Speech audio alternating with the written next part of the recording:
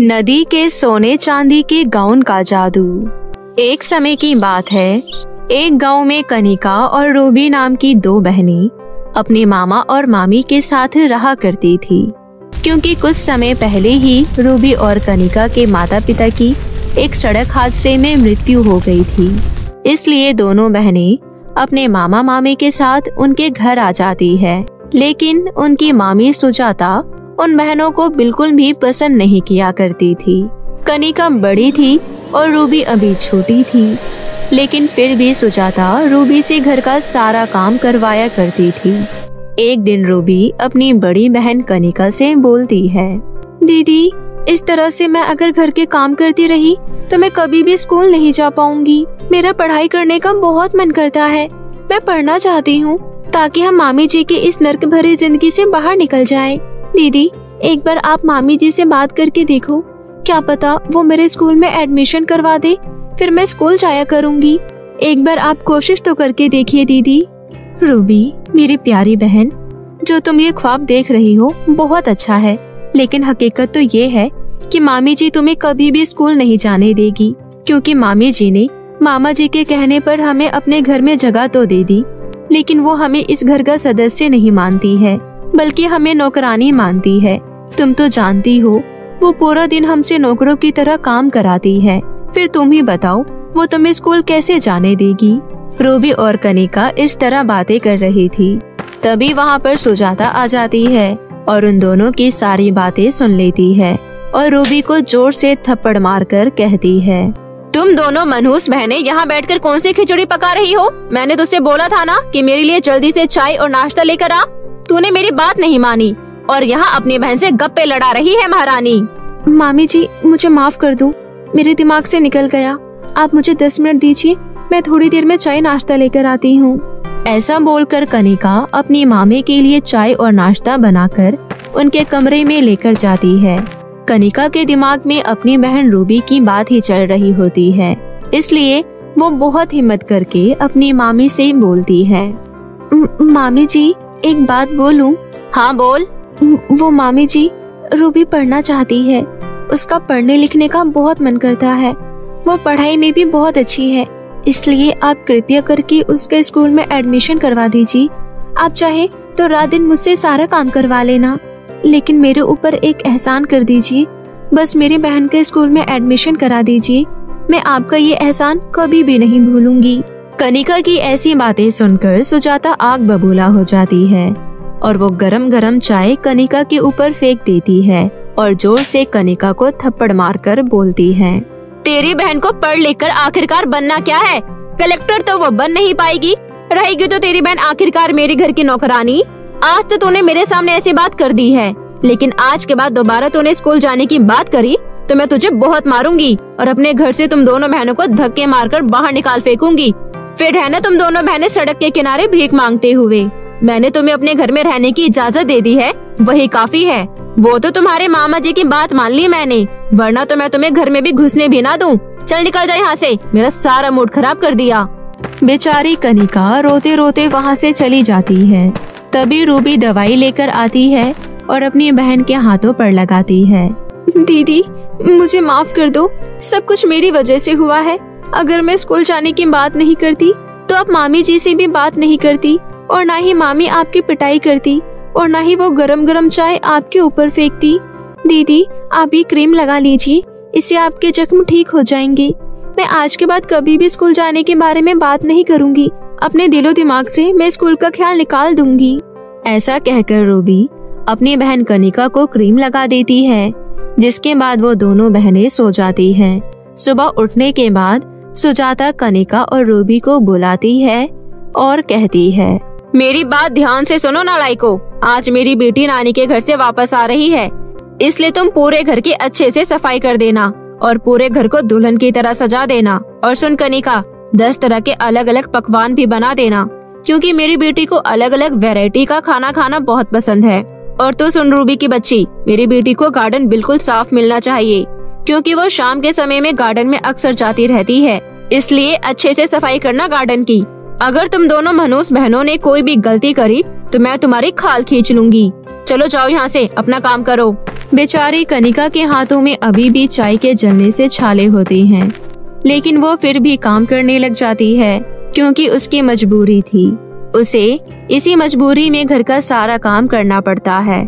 सबसे पहले वो सारे घर की सफाई करती है और पूरे घर को दुल्हन की तरह सजा देती है, और फिर दर्द और जलन के साथ 10 तरह की वैरायटी का खाना भी बनाती है। और वहीं दूसरी तरफ रूबी पूरे गार्डन की सफाई कर रही होती है। ऐसी ही दोनों बहनें अपना अपना काम करती है।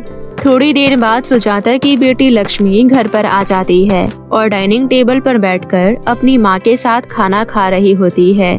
तभी खाना खाते समय उसके मुंह में बाल आ जाता है और वो अपनी माँ पर जोर जोर से चिल्लाने लगती है। तभी सुजाता रूबी और कनिका को आवाज लगाकर बुलाती है और बोलती है, क्यों रे नालायक, तुझे दिखाई नहीं पड़ता है? तू खाना बना रही थी या अपना हेयर स्टाइल? देख खाने में कितने सारे बाल हैं। तेरी वजह से मेरी बेटी को दिक्कत हुई है, इसलिए तो यहाँ से रफा दफा हो जा। माँ, आपने कैसी नौकरानी रखी है? ना तो इनका कोई स्टैंडर्ड है और ना इनका कोई नाम। एक अच्छी सी शेफ रखो जो अच्छा अच्छा खाना बनाए। पता नहीं अब कहाँ से रोड छाप खाना बनाने वाली को उठा लाई।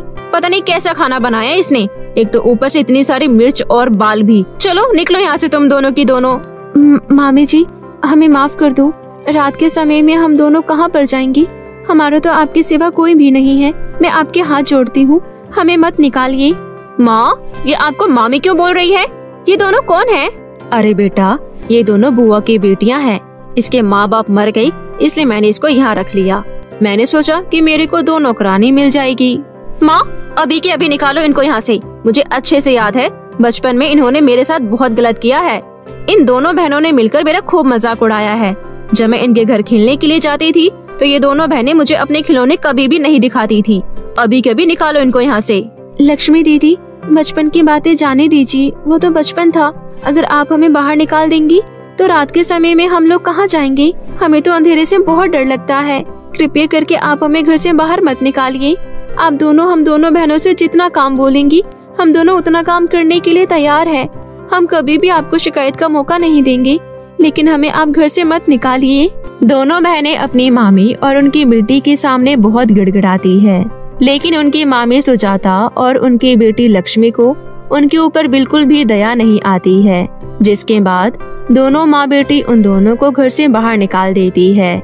दोनों बहनें रात के अंधेरे में इधर से उधर भटकती रहती है, लेकिन उन दोनों को रहने के लिए कोई जगह नहीं मिलती है। दोनों बहनें सड़क के किनारे सो जाती है। सुबह उठते ही रूबी बोलती है, दीदी, मुझे बहुत तेज भूख लगी है। अब मैं एक कदम और नहीं चल सकती। कुछ भी करके आप मेरे लिए खाना ले आइए। रूबी, मेरी बहन, तुम चिंता मत करो, मैं कुछ न कुछ जरूर करती हूँ। एक रास्ता बंद हो जाता है तो दूसरा रास्ता जरूर खुलता है। ऐसा बोलकर दोनों बहनें बहुत रोती है। जिसके बाद जैसे तैसे वो अपने आप को संभालती है और जंगल की तरफ निकल जाती है। जंगल में पहुंचने के बाद वो दोनों बहनें अपने लिए जंगल से लकड़ियां काटकर एक झोपड़पट्टी बनाती है। जिसके बाद कनिका बड़ी बड़ी कोठियों में जाती है और झाड़ू पोछे का काम मांगती है। कनिका को एक कोठी में काम मिल जाता है। कनिका कोठी में झाड़ू पोछे का काम करने लगती है। काम करने के बाद उसे जो कुछ भी पैसे मिलते थे उनसे वो अपना और अपनी बहन का पालन पोषण करने लगती है। ऐसे ही एक दिन कनिका सोचती है, रूबी पढ़ना चाहती है। अगर मैं और मेहनत करूं तो जो कुछ भी पैसे बचेंगे उनसे मैं रूबी को स्कूल पढ़ा सकती हूँ। ऐसा सोचकर कनिका अपना एक समय का खाना कम कर देती है और अपनी बहन को 2 समय का खाना देती है और खुद 1 समय का खाना खाती है। और फिर कनिका एक कोठी की जगह 4-5 कोठियों में काम करना शुरू कर देती है, जिससे कि वो रूबी को स्कूल में एडमिशन करा सके। धीरे धीरे करके रूबी के पास बहुत सारे पैसे इकट्ठे हो जाते हैं। जिसके बाद कनिका रूबी के साथ स्कूल में एडमिशन करवाने के लिए अपने बैग में पैसे लेकर जा रही होती है। तभी कुछ चोर उसका बैग छीन लेते हैं और भाग जाते हैं। रूबी और कनिका बहुत जोर से चिल्लाने लगती है, लेकिन उनकी मदद करने के लिए वहाँ कोई नहीं आता है। ये देख दोनों बहनों के पैरों तले जमीन खिसक जाती है। कनिका बहुत रोती है और बोलती है, रूबी, मेरी प्यारी बहन, अब हम क्या करेंगे? मेरे पास जो भी जमा पूंजी थी सबके सब चोर ले गए। पता नहीं भगवान हमारी गरीबी की कौन सी परीक्षा ले रहे हैं जो कभी खत्म ही नहीं होती है। रूबी, तुम घर जाओ, मैं कोठियों की मालकिन के पास जा रही हूँ। मैं उनसे थोड़े बहुत पैसे उधार मांग कर देखती हूँ, क्या पता वो मुझे थोड़े से पैसे दे दे। ऐसा बोलकर कनिका काम करने के लिए निकल जाती है। तभी रास्ते में उसे फुटपाथ पर एक जख्मी पक्षी दिखाई पड़ता है। तभी कनिका भाग कर जाती है और उस पक्षी को उठा लेती है और नदी के पास ले जाती है। फिर उसके जख्म को अच्छे से साफ करके उसकी मरहम पट्टी कर देती है। तभी वो पक्षी एक परी के रूप में बदल जाती है और बोलती है, कनिका तुम कितनी अच्छी हो, तुमने इस पक्षी को बचाने के लिए कितना प्रयास करा। मैं तुमसे बहुत खुश हूँ, इसलिए मैं तुम्हारी मदद करना चाहती हूँ। चलो तुम मेरे साथ चलो, मेरी सोने चांदी की जादुई गाउन की नदी के पास। ऐसा बोलकर परी कनिका को अपने साथ जादुई सोने और चांदी की गाउन की नदी के पास ले जाती है, जहाँ पर एक तरफ सोने के गाउन की नदी बह रही थी और दूसरी तरफ चांदी के गाउन की नदी। तभी जादुई सोने के गाउन की नदी से आवाज आती है, खुशी परी, तुम इस लड़की को अपने साथ यहाँ पर लेकर आई हो, इसका मतलब है कि तुम इस लड़की को सोने और चांदी के गाउन देना चाहती हो। लेकिन तुम्हें ये बात पता है ना, जब तक ये परीक्षा में पास नहीं होगी तब तक मैं इसकी मदद नहीं कर सकती हूँ। तो सुनो लड़की, अगर तुम जादुई चांदी के गाउन की नदी की तरफ जाओगी तो तुम्हें बहुत सारा सोना, हीरे जवाहरात मिलेंगे, और अगर तुम जादुई सोने के गाउन की नदी की तरफ आओगी तो तुम्हें वहाँ बहुत सारे वृद्ध महिलाएं मिलेंगी जिनकी तुम्हें मदद करनी होगी। तो अब तुम बताओ कि तुम जादुई सोने के गाउन की नदी की तरफ जाओगी या जादुई चांदी के गाउन की तरफ। मेरे माता पिता मुझे हमेशा सिखाते थे कि हमें हमेशा पुण्य कमाना चाहिए, क्योंकि पुण्य कमाना धन दौलत कमाने से कई गुना ज्यादा होता है। इसलिए मैं जादुई सोने के गाउन की नदी चुनूंगी और वृद्ध महिलाओं की सेवा करनी चाहूंगी और धन दौलत का लालच कभी भी नहीं करना चाहूंगी। खुशी परी, ये लड़की पास हो चुकी है, इसलिए मैं तुम्हें अपनी नदी से जादुई सोने का गाउन देती हूँ। तुम इससे कुछ भी मांग सकती हो, धन दौलत कुछ भी। कनिका नदी और परी का धन्यवाद करके जादुई सोने का गाउन लेकर अपने घर आ जाती है और रूबी को जादुई सोने के गाउन के बारे में बताती है। जिसके बाद रूबी जादुई सोने के गाउन से बहुत बड़ा घर, खाने पीने की चीजें, अच्छे अच्छे कपड़े, गाड़ी, सब कुछ मांग लेती है। इतना बोलते ही उसके सामने ये सब कुछ आ जाता है। जिसके बाद दोनों बहनें शहजादी वाली जिंदगी जीने लगती है और फिर रूबी स्कूल जाने लगती है।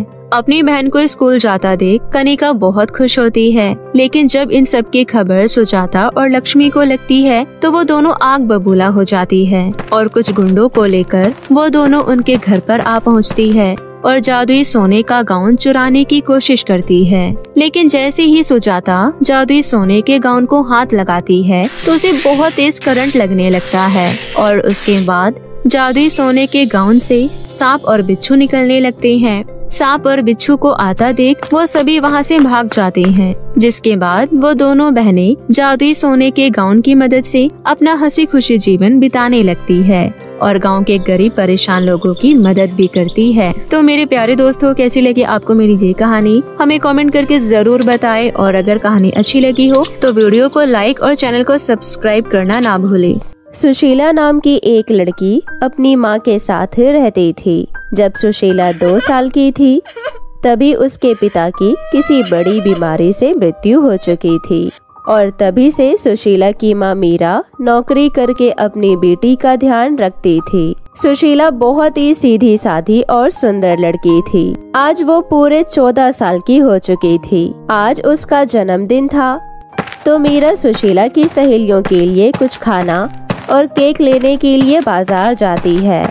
सुशीला बेटा, मैं थोड़ी ही देर में वापस आती हूँ, तब तक तुम्हारा उस टेबल पर गिफ्ट रखा है तो उसे खोल कर देखो तुम, और जल्दी से तैयार भी हो जाना। मेरे आने के बाद हम दोनों मिलकर केक काटेंगे।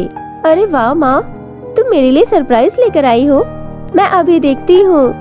मीरा हंसते हुए तो घर से निकलती है लेकिन फिर कभी घर वापस नहीं जा पाती। एक गलत तरीके से गाड़ी चलाने वाले ड्राइवर की गलती की वजह से मीरा का एक्सीडेंट हो जाता है और उस रोड एक्सीडेंट में मीरा की मौत हो जाती है। दूसरी ओर सुशीला तैयार हो जाती है। और वो बेसब्री से अपनी माँ के आने का इंतजार कर रही होती है। काफी देर बीत जाने के बाद, अरे अभी तक माँ क्यों नहीं आई? मेरे साथ साथ मेरे सभी दोस्त भी माँ की राह देख रही हैं। कहाँ रह गई माँ? काफी रात होने के बाद सारे दोस्त सुशीला के घर से चले जाते हैं और सुशीला भी अपनी माँ का इंतजार करते करते वहीं सो जाती है। अगली सुबह जब सुशीला उठती है तब उसे अपनी माँ के बारे में सब कुछ पता चलता है। वो बहुत मायूस हो जाती है, वो बहुत रोती भी है। तभी उसकी चाची रमा उसके चाचा राघव से कहती है, अब इस कलमुही को हमें ही झेलना पड़ेगा। इतनी महंगाई में कैसे होगा हमारा गुजारा? अरे रामा, क्यों चिंता कर रही हो? भैया भाभी ने जो भी कमाया है उसकी शादी तक तो बहुत है। हाँ हाँ, गलत तो मैं ही हूँ। तुम्हारे भैया भाभी तो उसके लिए बड़े खजाने रख कर गए हैं अपनी लाडली के लिए। सबसे पहले तो उसे किसी हॉस्टल या अनाथ आश्रम में डाल दो। रमा और राघव की सारी बातें उसकी बेटी श्यामा सुन रही थी। अब रमा की सारी बातें सुनकर राघव गुस्से में कमरे से बाहर चला जाता है। राघव के बाहर जाते ही श्यामा अपनी माँ से कहती है, अरे माँ, ये क्या कर रही हो तुम? कब से तुम पापा के पीछे पड़ी हो कि एक काम वाली लगाओ, एक काम वाली लगाओ। मेरी कमर टूट रही है काम करते करते। अब आपके सामने इतनी अच्छी खासी नौकरानी है, वो भी बिना पैसों की। क्या बोलती हो आप? क्या? ये क्या कह रही हो तुम? अच्छा, तो तुम सुशीला की बात कर रही हो। मम्मी, जरा सोच कर देखो, हम सुशीला से घर के सारे काम करवा सकते हैं। घर के कामकाज के साथ साथ उसके पैसों पर भी मजे कर सकते हैं। अरे वाह वाह श्यामा, तू तो बड़ी होशियार बन गई है। बड़ी हो गई है मेरी बच्ची, आखिर मेरी माँ पर ही गई है। श्यामा और रमा दोनों ही जोर जोर से हंसने लगती है। अब राघव के घर आते ही रमा राघव से कहती है, सुनिए जी, आप सुशीला को लेकर नहीं आए? सुशीला को यहाँ लाने के लिए क्या तुम सच में मान गई हो? हाँ हाँ, मैं तो शैतानी हूँ ना। अरे नहीं नहीं, मेरा मतलब वह नहीं था। अब राघव खुशी खुशी सुशीला को घर ले आता है। दूसरे दिन सुबह होते ही रमा सुशीला से कहती है, अरे ओ करमजली, अब क्या सोती ही रहेगी? घर का काम करने के तेरे मरे हुए माँ बाप आएंगे। सुशीला हड़बड़ाकर उठती है और अपनी चाची से कहती है, क्या हुआ चाची जी? मुझसे कोई गलती हो गई क्या? गलती हो गई क्या? अरे यहाँ कोई फोकट का खाना नहीं मिलेगा तुझे। काम करना होगा काम, समझी? आज के बाद घर का सारा काम तू करेगी। बर्तन मांजना, कपड़े धोना और बाकी घर के सारे काम, झाड़ू पोछा सब तुझे ही करना है। और हाँ, अगर मुझसे या मेरी बेटी से तूने जरा सी भी जवान लड़ाई तो तेरी जवान खींच लूंगी, समझी? उस दिन से रमा और श्यामा सुशीला को बहुत परेशान करने लगे।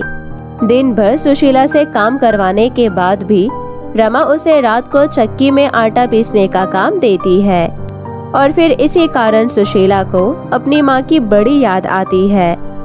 तो रात में वो सारे काम खत्म कर उसकी माँ ने उसे जो जन्मदिन पर ड्रेस दी थी वो निकालती है और वो ड्रेस देखती है तो वो चौंक जाती है, क्योंकि वो पूरे तरीके से रंग बिरंगी मोतियों और डायमंड से भरी होती है।